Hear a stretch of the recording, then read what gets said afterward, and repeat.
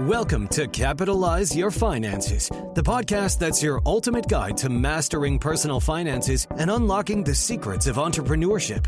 Each week, we dive into the world of personal finance and business development and have fascinating conversations with industry experts, seasoned entrepreneurs, and thought leaders who share their insights, strategies, and stories to help you get ahead in life. Whether you're a seasoned entrepreneur looking to scale your business or someone just starting out on your financial path, this podcast is your go-to resource for inspiration and actionable insights. Welcome back to Capitalize Your Finances. As always, I'm your host, Chris Ray Panayiotou, the Cap and Capitalize. And today we are going to go over the 5 common money myths that are on your minds. And not only are we going to go over those, we are going to completely dismantle them so that you do not succumb to the idiocy that comes with these myths. So we have a lot to go over and not a lot of time. So with that, I'm just going to dive right into this. And the first myth that I want to go over, number 1, stocks, real estate, and long-term investments are considered risky. So this could quite possibly be my most hated myth. I shouldn't really say hated because hate's a really strong word, but dislike greatly.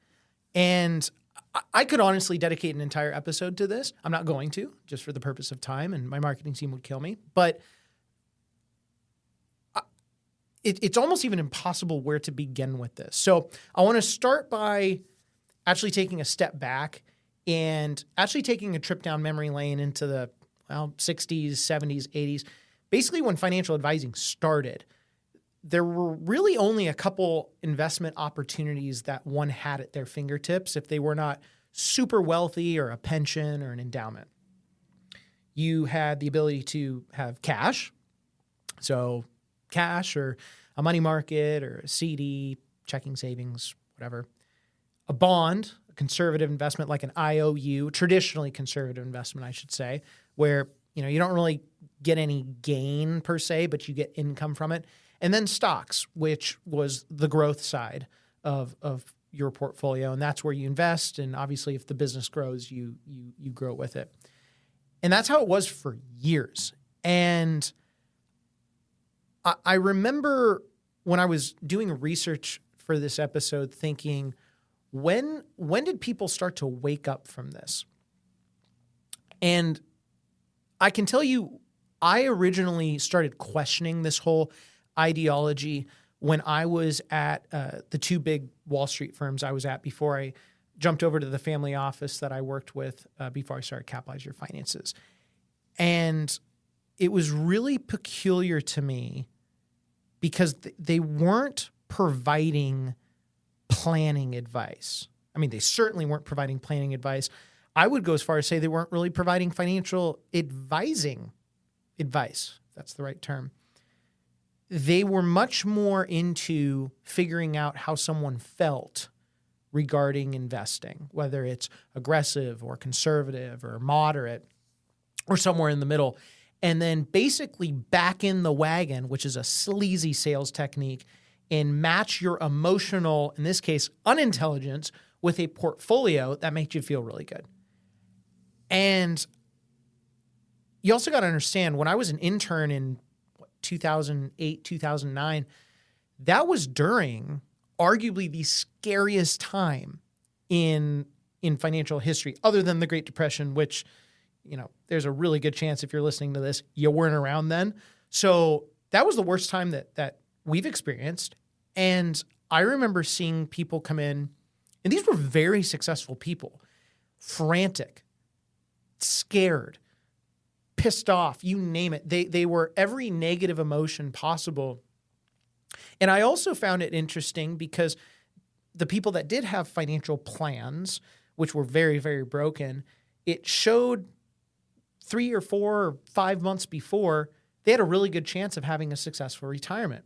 I'm not going to get into the Monte Carlo simulator in today's episode. That might be for another one.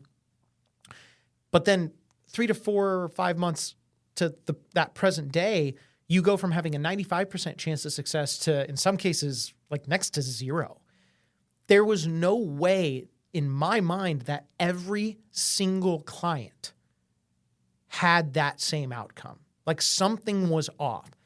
And so I remember thinking about it, but I didn't really articulate my frustrations or curiosity. And even when I tried poking it with the first firm, before they let me go, I asked to leave. And I went to another big firm, and they basically did the same thing. I mean, literally the only difference was the letterhead, which was crazy to me. They outsourced to the same tech companies, the same investment teams. They sold the same way. I think the only difference was you didn't make as much, which, I guess joke's on me. But I remember thinking after I left the second big firm, I know what not to do, but I don't know how to articulate it. Because this whole concept of risk, people are saying, oh my gosh, the stock market, those are considered really risky investments. Okay, I mean, it kind of depends on what you're talking about, but let's just go with it for the time being. And it wasn't until I started doing research on my own when I was through the family firm before I started Capitalize Your Finances, where I started to unravel what was inappropriately sold to, frankly, you all listening, or in some cases watching this podcast. So the first aha moment I had was back in, and I believe it was 2015, I came across an article by a researcher by the name of Rob Arnault. And Rob's a character in the industry, very smart guy. And he was talking about the perils of target date funds. And I think that was actually the title of his research verbatim. And that research woke me up to what was wrong with this industry. So what he did was he took a target date fund and he basically took the time horizon of, I believe it was like 1892 to 2012. And just to give you all an idea of what a target date fund is, it is a vehicle where you invest in it, and it invests in predominantly stocks and secondarily bonds. And as you get closer to retirement, it shifts the more aggressive investments to more conservative investments. Because in theory, by the time you retire, you should have this stable dollar amount and right off into the sunset of retirement. And that was sold heavily after 2008. And so he took that time period and just did one huge target date fund. Started with more stocks, ended with more bonds. And then what he did, and I thought was really fascinating, he flipped the idea on its head. He said, what if we started more conservatively and got, quote unquote, more aggressive as we got older and were headed toward retirement? And it blew my mind. The average person that would try to do that, if they tried to do that, I should say, would have approximately 22% more at retirement as opposed to doing what everyone else is telling you to do with traditional target date funds. And to say that a different way, let's say you get to retirement and you're making whatever your dollar amount is. Would you want a 22% pay raise today if you could? Yeah, everyone would. So that was the first kind of wrinkle that I unraveled going, okay, there's something here regarding the emotional unintelligence of this industry. And then I started thinking even more, and I started researching more and more. And then obviously you fast forward, I came out with my book. And one of the things that I was discovering was, okay, the whole concept of risk is totally mismanaged. So I'll give you an example. Let's say someone comes into my office or any financial advisor's office, and they say, I am 25 years old and I have an extremely conservative risk tolerance. Okay, well, if that's the case, the advisor will probably only be able to provide someone conservative investments. So money market mutual funds or money market funds, CDs, bonds, savings accounts. I mean, very boring stuff. And let's say that you needed to get to retirement at, I don't know, let's call it 60, and you needed $1 million. Well, chances are historically with those conservative investments, you're probably going to only earn around the 3% mark. Again, that's not guaranteed, but you got a pretty good chance of hitting that mark. Well, let's say you invested that within long-term investments, say the stock market, real estate, privately owned businesses, lending, a blend of all of those. I'm not saying one is better than the other. I'm just getting you to understand, what if you invested in these longer-term investments, which, again, in the short run, they may be more volatile, but in the long run, assuming they're the right investments, it's going to pay off. Because I can tell you, since 1950, there has never been, and again, I wrote this in my book, there's never been a 25-year period where the market has done about 8%. Slightly lower, but let's just round up for easy math. So if you succumb to traditional financial advice, assuming you actually are sold a conservative bag of goods, that 25-year-old is going to have to save twice, maybe even more, just slightly more money between 25 and 60 than someone that would actually invest prudently within these long-term investments, because their money is working harder for them. So even though you're investing conservatively, your plan is aggressively inappropriate. How crazy is that? And so that's a huge money myth that people, for whatever reason, are still just hung up on. Stocks, real estate, these long-term investments are considered risky investments. Obviously, there is risk with investments. Like, no duh. We know that.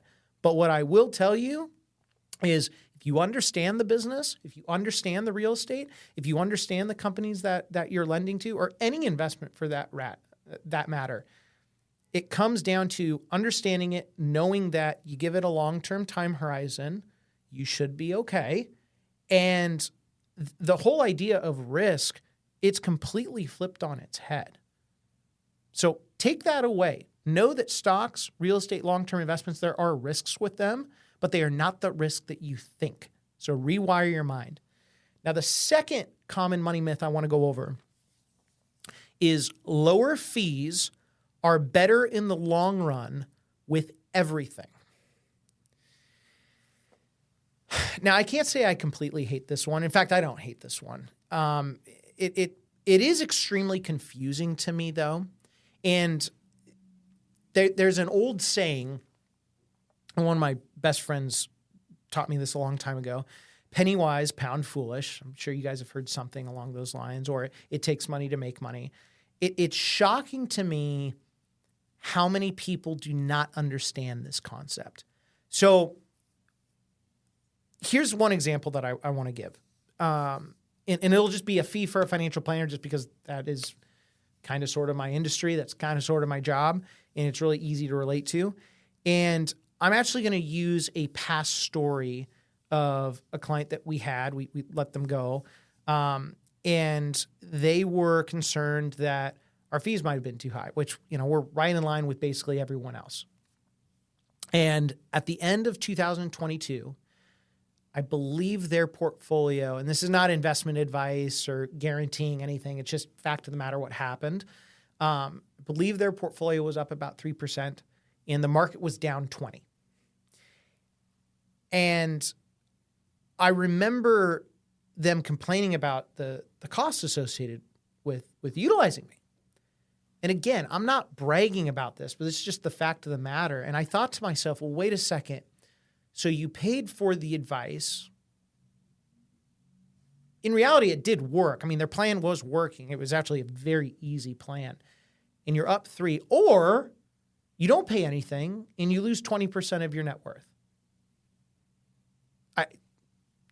I mean, you see where I'm coming from? Like help me understand where the disconnect is. I can tell you, when it comes to whether it's investing or doing your taxes or healthcare, if you've got a fitness coach at home, or buying a home or remodeling, the list goes on and on. The whole concept of paying too much for something, obviously that's a thing, but just going for the cheapest option, price is what you pay, value is what you get. Now, another example I've thought of, or I thought of when I was thinking about writing this episode, is the concept of comparing a simple IRA plan to a 401k plan.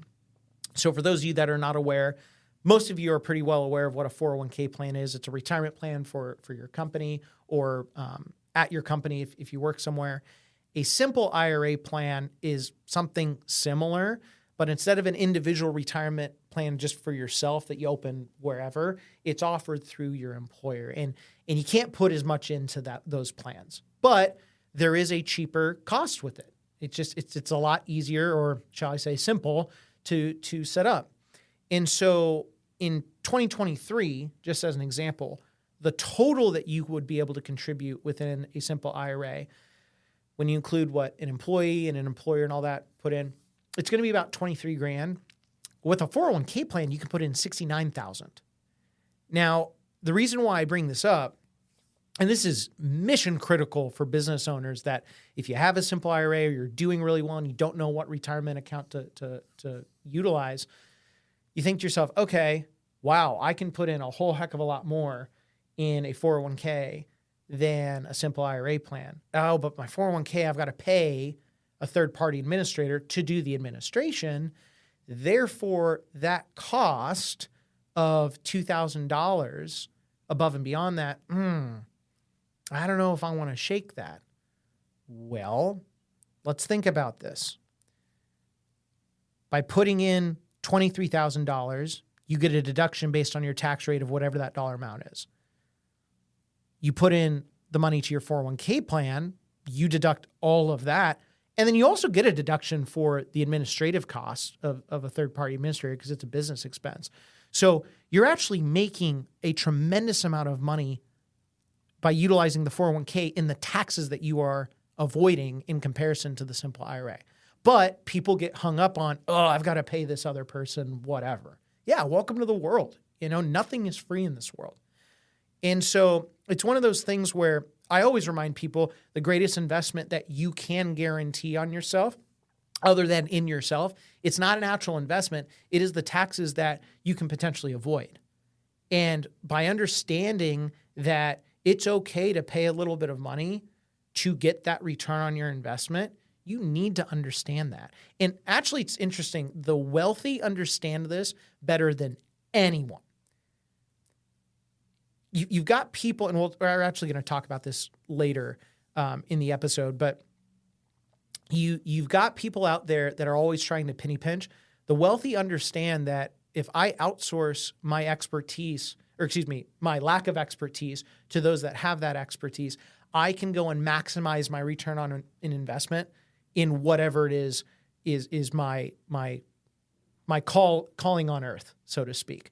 Right? Whether you're a plumber, a builder, an electrician, an advisor, or a sportscaster, you name it. Now, the third common money myth that I want to go over is the more money I have, the happier I will be. I'm going to read that again for you. The more money I have, the happier I will be. So the first thing I want to talk about is I actually want to describe my story a little bit. And when I started turning the corner financially, started the practice in 2015. This is being recorded in the year of our Lord and Savior, 2024. It was not until, I would say, 2020 where financially things really started changing for my wife and I. And those first couple of years were lean. In fact, the first year in business, I certainly lost money. And for those of you that run a business, you know exactly what I'm talking about. And for those of you that do not, newsflash, entrepreneurship is not all that it's cut out to be.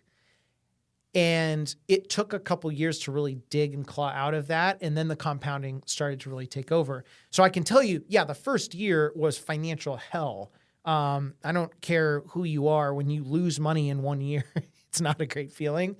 And then after about 2 to 3 years, I got to a point where this is going to sound bad, but it's actually a compliment. I was living paycheck to paycheck. So I wasn't going backwards, but I wasn't necessarily going forwards. And I actually felt like a king at that point because I felt like, oh my gosh, I'm not drowning, I'm treading water. And after that point in really it was for sure 2020 when things really started to take off. Yeah, there was a moment where it was really cool and exciting, but I can tell you from 2020 on, in the world of finance, the happiness kind of plateaued. Now, I will tell you, my wife and I are super fortunate that we are very diligent in utilizing our money and we're a steward of it. We're not just blowing money left and right. And I can tell you, I have met people that come in, whether it's to my office or they email us, and they're making hundreds of thousands of dollars, and like upper hundreds of thousands of dollars, and they're living paycheck to paycheck. It's wild to me. It is absolutely wild. Like, if you're making $500,000 a year as a W-2 employee, I think net of tax, you're making somewhere between 25 to 30 grand a month, depending where you live. If you are living paycheck to paycheck on that, I don't know what to tell you. I have no freaking clue. You need to wrap it up.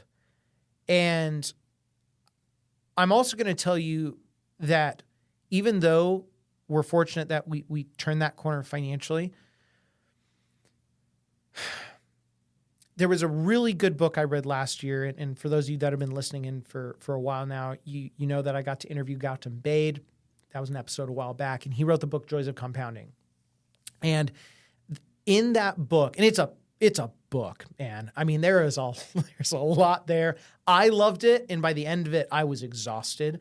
One of the great analogies that he used was the 4 pillars of financial life. And he kind of went through what I went through just, in everyday life, where the first pillar, everyone's just out there for the hustle. The second pillar, paycheck to paycheck. The third pillar, it's what he would call the traditional retirement life, where you go, you save anything you have left over, you get to retirement, you ride off in the sunset. But then there's that 4th level. And not everyone gets to that 4th level, but I believe everyone can get to that 4th level, where you live within your means, you are very prudent with your money, you obviously have some good returns along the way. You also realize that you could take money from your portfolio and it doesn't really move your needle. And if you choose to have kids, your kids are good and your kids' kids are good. And once you're at that point, Gautam said it beautifully, you get to see the world for what it really is. And you do realize that money is not everything. And this is coming from a guy, by the way, and by a guy, I mean me, that makes a living off of giving people financial planning advice, investing, obviously the podcasts, the books, the brands, the course. Like, I am all about it. But I also know money is not everything. And I wish I enjoyed the ride significantly more, even in the leaner years. I remember a while ago, I was having a conversation with one of my best friends about that. And again, I don't live with regrets. But the one thing I look back on early in my career was I was so stressed out about the money side of things, but I was doing the right things to compound mine and now my family's success. I didn't get a chance to truly enjoy the moment. And so just know that the more money you have, that's not going to lead to happiness. And for you listening, I actually have a little bit of homework for you. I want you to ask yourself, whatever it is that you are doing right now, are you doing it for the next paycheck? Or are you doing it because you genuinely love what you're doing? And if it's the first one, I can guarantee you will be miserable for the rest of your life. But if it is the second one, the money will come. And obviously, if you just started out working and you're just figuring things out, that's okay. You're probably not going to fall in love with the first thing that you do, but understand that as quickly as humanly possible, because life goes really quick and you're going to look back and go, oh my gosh, I just wasted all of that time doing something really just for the next dollar. Now, before we keep on trucking in today's episode, it's time for today's episode sponsor and to have them in the limelight. So with that, my Capitalize social media team is going to run the clip. I'm going to take a sip of water, and we will be right back. Capitalizers, this episode is sponsored by the best-selling book, Capitalize Your Finances, the how-to framework that takes you from compoundingly clueless to monetarily magnificent. Regardless of where you're at in your financial life, whether you're just beginning to express interest and commitment to your personal finances, at the pinnacle of your career, winding down into retirement, or thinking about your legacy for future generations, this book walks you through every step of the way so you can succeed on your terms and with your own values and passions guiding you. After reading this book, you will officially have Christopher A. Panayotu, the Cap in Capitalize, in your back pocket, guiding you in detail through every step of the way so that you can take charge of your finances, not the other way around. Head on over to Amazon.com today and start capitalizing your finances to the fullest with this incredible book, Capitalize Your Finances, the how-to financial framework that takes you from compoundingly clueless to monetarily magnificent. And now, back to the episode. Welcome back from the commercial. Can't say this for everyone, but I sure missed you dearly. And what I want to do is I want to keep going into these 5 common money myths. And we're on number 4. And the 4th one is the wealthy live in big houses, drive nice cars, and wear the most expensive clothes. So I hinted at this earlier in the episode, and I want to talk about 3 types of people that I've discovered. There are the poor, the rich, and the wealthy. So in some cases, the poor, yeah, it's very black and white. It's very sad. Not a lot of hope there. But a lot of people out there in that category, it can be by choice based on actions. Where, yes, penny pinching, sometimes out of necessity, but other times completely unnecessarily. Again, penny wise, pound foolish. They think of everything as a transaction. There's no real quality relationships or profound relationships. Everything is just, how can I just claw and scratch for that next step forward for me? And then you got the rich. And it's interesting because yes, rich can be just very black and white, whether it's Jeff Bezos or Elon Musk or whoever, these people that have billions and billions of dollars. But that's not really what I'm getting at. Yes, that can be a part of it, but it's those people out there that they may have the financial means, but in a lot of ways, they act poor, meaning everyone's a transaction. They're just slitting throats to cut costs left and right, just to maximize profit for their own gain. And they're really just kind of like hoarding it all for themselves. And that sucks. That absolutely sucks. Obviously, you don't want to be poor. And believe it or not, you do not want to be rich. The last category is where everyone should aim, and that is being wealthy. And those that are wealthy, I have realized, and I mentioned this earlier, it is not about the quantity of it is all about the quality of everything. The businesses that they own, the real estate that they own, the relationships they have, the spouse that they have, their character, their goodwill, their service back to society. Yes, they have money most of the time, but they understand the quality of everything. And, it's interesting because one of the themes that I took away from 2023 after interviewing a ton of these super investors out there who are, in some cases, multi-millionaires. And if they're not billionaires, they're pretty doggone close. Not that it really matters. But the one thing that I took away from in All in Common, whether it was from Guy Spear out of Switzerland, Gautam Bade out of Atlanta, Robert Hagstrom out of Maryland, or Adam Cecil out of New York. These are some of the best investors in the world. The one thing that they realize is when they're looking at businesses, it's the quality of the business, but it's also the quality of the people. And notice how price becomes it's not even secondary. It's at the very, very, very end. And you can take that mentality and you can apply it to every aspect of your life. Now, I actually want to dig a little bit deeper into the concept of wealth. So I learned this years ago, and I now that I'm saying this, I'm trying to remember where I learned this, but it doesn't really matter. What matters is it's stuck. There are two types of wealth out there. There's what I'd call income sheet wealth, and then there's balance sheet wealth. Income sheet wealth, or income sheet wealthy people, I should say, are those that make all of this money and then spend all of the money. So when times are really good, they are flying high. They've got the nice cars. They've got the nice home. They've got the expensive, they go to the expensive restaurants. They throw flashy parties or go to flashy parties.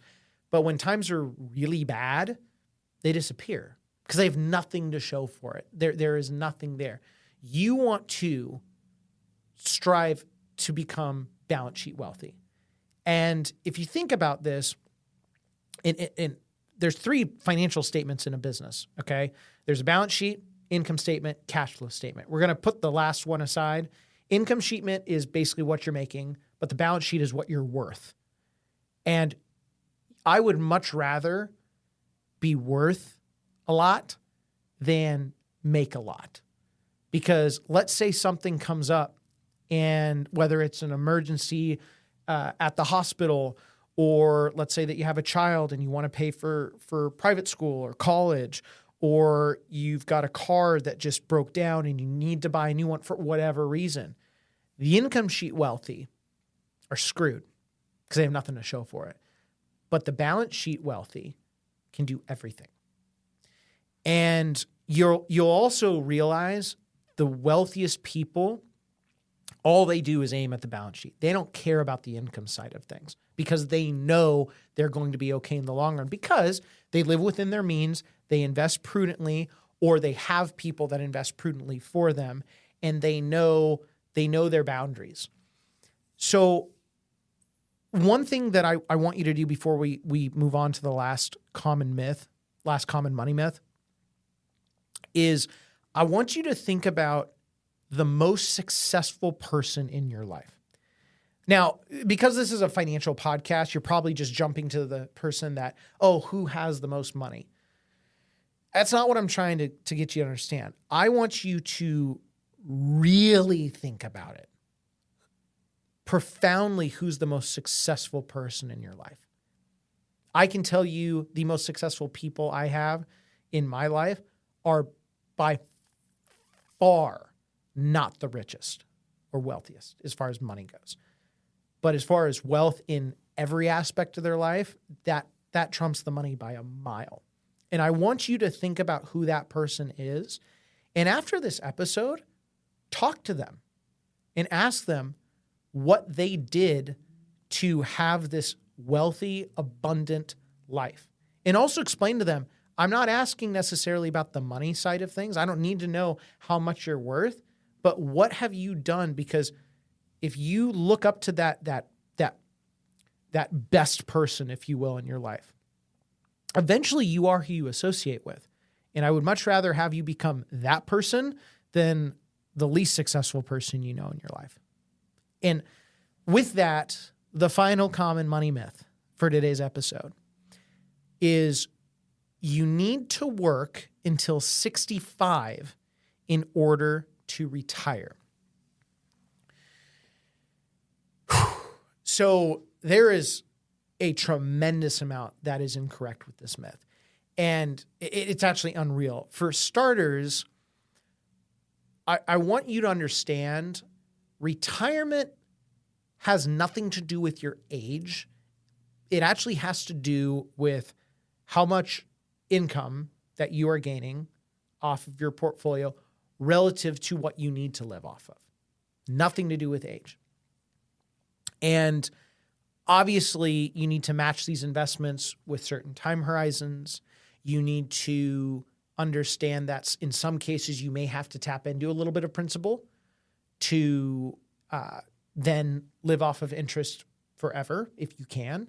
It's the classic take one step backwards for 3 steps forward, so on and so forth. And one thing I when I was thinking about this episode, the one concept I want you to understand is the 4% rule. Now, just a little trip down memory lane. Bill Bengen is an award-winning financial advisor. And back in 1990, I believe it was 91 or 92, so he's been around for a while, he created this concept called the 4% rule. So the 4% rule, and it's not a set in stone rule. Like, it's not like you have to do this, but it's just a good guideline. And actually, if you want to go back, one of my early episodes, I actually had Bill on my show and we talked about it a lot. And he's actually become a mentor and a friend of mine. So thank you, Bill. But the 4% rule, it's valuable to understand. So if you have whatever you've saved up in your life, and you take 4% of that every year in retirement, there is a really good chance that your money will outlive you, because you don't want to outlive your money. Okay. And, putting the flaws aside, there was a ton of testing that went into this. And all in all, it's a pretty rock solid place to start. But then you get into the whole idea of, well, that doesn't include Social Security. That doesn't include a pension if you have one, because I know they're not as common anymore. And then you've also got to think about it where, why is 65? Why is 65 the number? So there's a couple misconceptions in the idea of retiring at 65, because that's when Medicare kicks in. And so most people get a little pay raise because cost of insurance goes down. Not always, but more often than not. And then for whatever reason, and I was researching this, I still don't know why, but it kind of is what it is.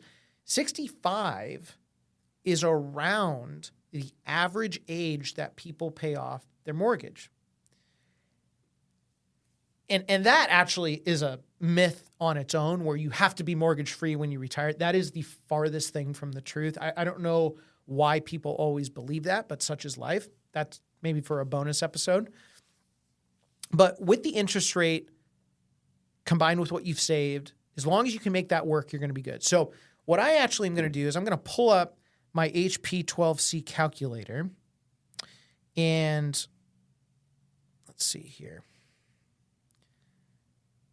And again, I don't have my actual calculator that's in my office, but I have the app on my phone because I'm a nerd. And I want to do a couple things for you. So I'm going to assume that someone has $800,000, okay? And let's say that they need $5,000 to live off of. And at 70, and I'm just going to assume this is a married couple, they are earning a total Social Security income of $4,000 a month. And what I'm also going to do, and this is very broken math here. I mean, it's not completely accurate, but again, it's just a ballpark. We're going to assume that their portfolio is growing at about 4%. And because there's a blend of long-term investments, shorter-term investments, et cetera. So for the first 10 years or so, they are tapping into principal. Like, let's make no mistake about that. So they're taking about $60,000 a year, $5,000 a month from that $800,000 if you're earning 4% over 10 years. So by the time they get to 70, they're going to have about $463,000. Now, a lot of people look at that and go, oh my gosh, like that is not great. They went from $800,000 to $463,000. Well, yes, they did. I mean, literally they did. But now what happens is they are going to turn on Social Security. So do they need $5,000 a month to live off of from their portfolio? No. They need $1,000 because they're getting $4,000 from Social Security. So now let's just assume that over the next 10 years, they're earning 4%, another 10 years, they're only taking out $12,000 a year. Well, 10 years from that period of time, they go from $463,000 to $542,000. So they actually took steps backwards, and now they're taking steps forwards. And again, this is blended, so it's very broken.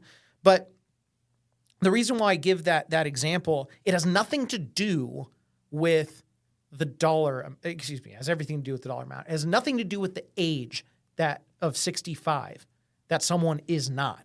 It has everything to do with the dollar amount, interest rates, having basic understanding of calculations, and then working backwards to see, okay, in combination with Social Security and a pension if you have it, or if you've got some rentals or whatever the case is, can I make this work? It looks like that wraps up today's episode of the 5 common money myths on Capitalize Your Finances. And I truly hope you gained some valuable insight. I had a lot of fun doing research on this episode.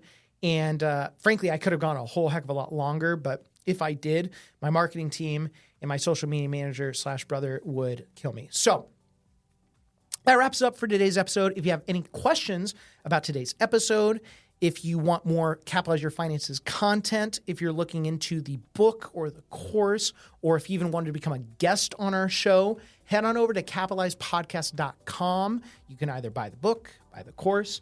You can hit us up with an inquiry. We look at the messages every single day. And then if you have any personal questions that you'd ever want me to answer on the show, or you just want to run something by me, you have every right and then some to email me personally, chris@capitalizeyourfinances.com. And, being a father, I am a little bit busier these days than I was before sweet little Abigail Ray was brought into this world, but I do my best to get back to you as fast as humanly possible. So, as always, I'm your host, Chris Ray Panayiotou, the Cap and Capitalize, and until next time, keep capitalizing. Take care. The information provided should not be considered specific tax, legal, or investment advice and is not specific to any individual's personal circumstances. You should always seek counsel of the appropriate advisor prior to making any investment decision. All investments are subject to risk, including the loss of principal. This material was gathered from sources believed to be reliable. However, its accuracy cannot be guaranteed. This material should not be considered a solicitation of an offer to sell or buy any specific security or offering. Investors should consult a financial professional to determine whether risks associated with an investment in the shares are compatible with their investment objectives. Examples cited are hypothetical, are for illustrative purposes only, are not guaranteed, and subject to potential federal and state law amendments. There is no guarantee that you will achieve the results discussed or illustrated. The information provided is based on current laws, which are subject to change at any time. Capitalize Your Finances is not affiliated with or endorsed by the Social Security Administration or any government agency. Social Security rules can be complex. For more information about Social Security benefits, visit the SSA website at ssa.gov or call 800-772-1213 to speak with an SSA representative. IRA withdrawals will be taxed at ordinary income rates. Withdrawals prior to age 59.5 may also be subject to a 10% penalty tax. It is important to keep in mind that investments in fixed income products are subject to liquidity risk, interest rate risk, financial risk, inflation risk, and special tax liabilities. Interest may be subject to the alternative minimum tax. Treasury securities are backed by the full faith and credit of the U.S. government, but are subject to inflation risk. Before investing, carefully consider a target date or mutual fund's investment objectives, risks, charges, and expenses. To obtain a prospectus or summary prospectus which contains this and other information, call your financial advisor. Read the prospectus carefully before investing. CDs are FDIC insured up to $250,000 per depositor per insured bank for each account ownership category. Christopher Panayiotou is a registered representative with and securities and advisory services offered through LPL Financial, a registered investment advisor and member FINRA SIPC. The investment professionals are affiliated with LPL Financial and are conducting business using the name Capitalize Your Finances, a separate entity from LPL Financial. Any other individual or company mentioned in this podcast are not affiliated with Capitalize Your Finances or LPL Financial.